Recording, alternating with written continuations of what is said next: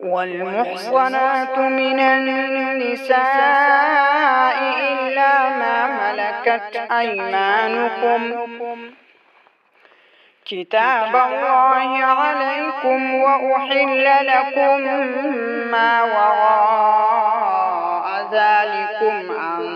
تبتغوا بأموالكم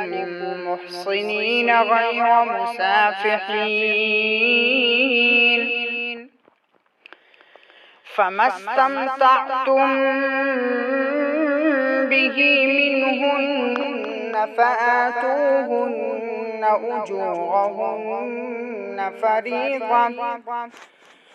ولا جناح عليكم فيما تراضيتم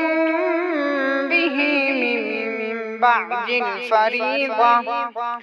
إن الله كان عليما حكيما. ومن لم يستطع منكم قولا أن ينكح المحصنات المؤمنات فمما ملكت أيمانكم من فتياتكم المؤمنات،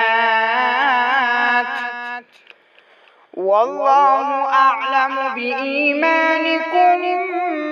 بعضكم من بعض،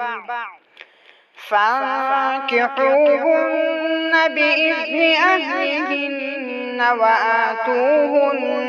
أجورهن بالمعروف محصنات غير مسافحات ولا متخذات أخدان، فإذا أحصن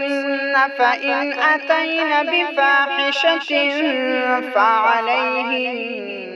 نصف ما على المحصنات من العذاب،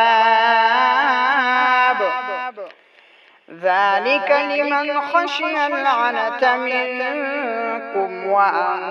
تصبروا خير لكم، والله غفور رحيم.